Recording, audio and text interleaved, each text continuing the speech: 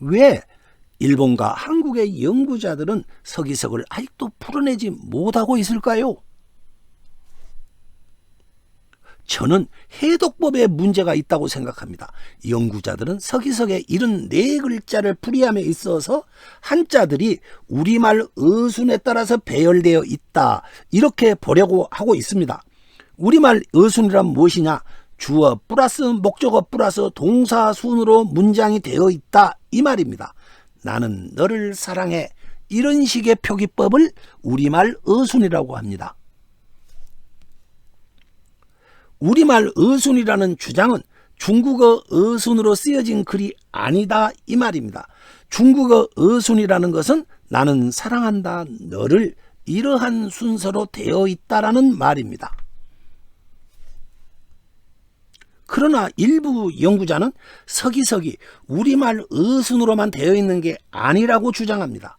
예를 들어서 원문 속 이 구절을 보겠습니다. 가용행서지, 이러한 구절입니다.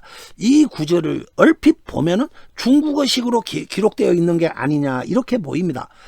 맨 끝 글자 지라는 글자를 보아주시죠. 이 글자는 뜻이 없고 한문에서의 어조사로 보이기 때문에 이것은 중국식 문장이야, 이렇게 주장할 수도 있을 것입니다.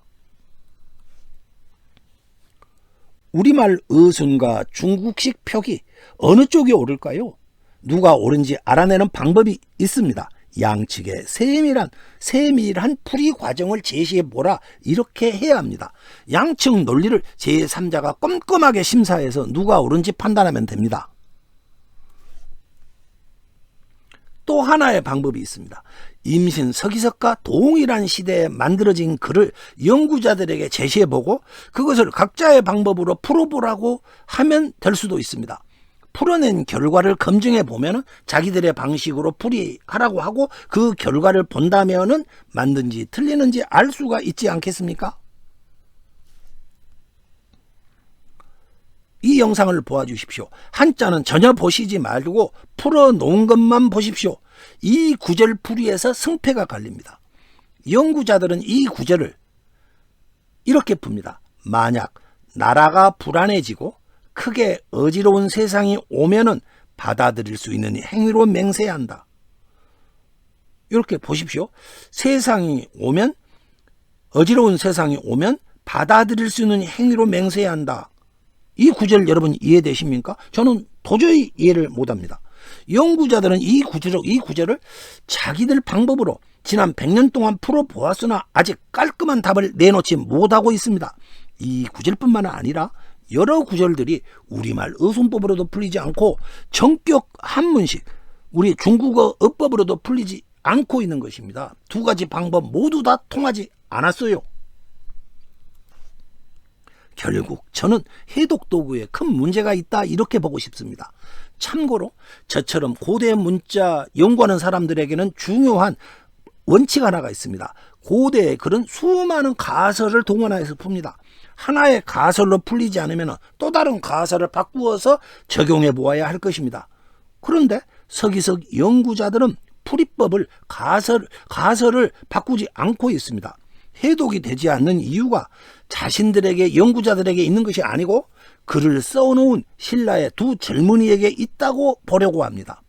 한문을 잘 모르는 젊은이들이 대충 글을 써놓았기 때문에 풀 수가 없다, 이렇게 남의 탓을 하고자 합니다. 그러나 연구자들의 본분은 특별한 사정이 없는 이상 완벽한 방법으로 글을 써놓았다, 이렇게 보고서 덤벼들어야 할 것입니다. 100번 양보해서 연구자들의 이 풀이가 맞다고 가정해 봅시다. 그래도 중요한 문제가 있습니다. 이 돌을 만든 목적이 분명하지 않다라는 사실입니다. 두 젊은이가 만나서 충성을 맹세하였고 열심히 공부하자, 이렇게 다짐하는 정도가 이 글을 쓴 목적 정도입니다. 정격 한문도 모를 정도로 학문적 수준이 낮은 두 젊은이가 충성을 다하고 공부 열심히 하겠다라는 친구 간의 다짐을 위해서 강가에서 넷돌을 주워와서 새겼다, 이 말이 되겠습니다. 또 다른 중요한 문제가 있습니다. 맹서한 두 사람이 누구인지 밝혀지지 않고 있다는 사실입니다. 지금까지 우리는 그 젊은이 둘을 대충 화랑이라고 해왔습니다. 그러다가 화랑이라는 딱 떨어지는 증거가 없으니까 요즘 들어서는 뭐라고 하느냐, 그냥 단순히 두 명의 젊은이, 신라 두 명의 젊은이 이렇게 말하고 있습니다. 그런데 그렇지 않았습니다. 다시 한번 돌에 새겨진 74글자를 보아주십시오. 조그만 돌에 새겼는데 한 글자도 중복되거나 잘못 쓴 글자가 없습니다. 그리고 줄간의 간격이나 좌우 여백도 꽉 차게 새겼습니다. 단순히 어떻게 쓰다 보니까 이렇게 될 리가 없습니다. 철저하게 계산해서 쓴 글입니다. 글씨체도 고졸한 맛이 풍깁니다. 완숙된 글씨체입니다. 서예 전문가들이 오늘에 되살려야 할 신라 토종의 글씨체라고 보입니다. 석공이 지 멋대로 새긴 것이 아니라 당시 소문난 명필로부터 글을 받아서 정성스럽게 새겼기 때문에 이러한 작품이 만들어졌을 것입니다. 조그만 넷돌에 수많은 글자를 새기는 일은 상당한 내공이 필요할 것입니다. 글 공부나 하는 젊은이들이 새길 수준의 작품이 아닙니다. 숙련된 석공이 새긴 것입니다. 강가에 가서 알맞은 돌을 주워오고 명필로부터 글을 받아와서 전문 석공이 새겼을 것입니다. 우리가 모르는 어떤 신분이 있는 사람들이 무엇인가 목적이 있었기 때문에 이렇게까지 정성스럽게 만들었다고 보아야 할 것입니다. 일본 스에마츠 교수가 제시한 논문은 결과적으로 풀이 결과도 의심스럽고 발견자도 바뀌었습니다. 만든 목적도 나오지 않고 맹세한 두 사람이 화랑인지 아닌지도 밝혀지지 않습니다. 해방 후에 연구자들 역시 풀이의 문제점을 해소하지 못했고 발견자 날조 의혹도 파헤치지 못하고 있습니다. 그렇다면 사실상 아무것도 모르고 있다라는 말이나 다를 바가 없지 않겠습니까? 내용은 어쩐지 이상하고 목적도 누가 썼는지도 잘 모르겠다. 그러면 더 이상 알 게 뭐가 있겠습니까? 지금까지 풀어낸 결과에는 이러한 치명적인 문제점들이 있었습니다.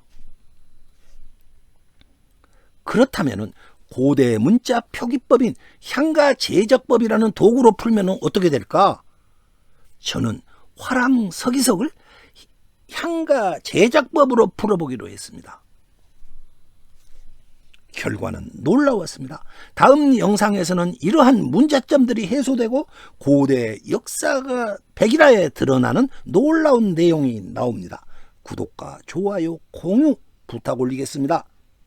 감사합니다.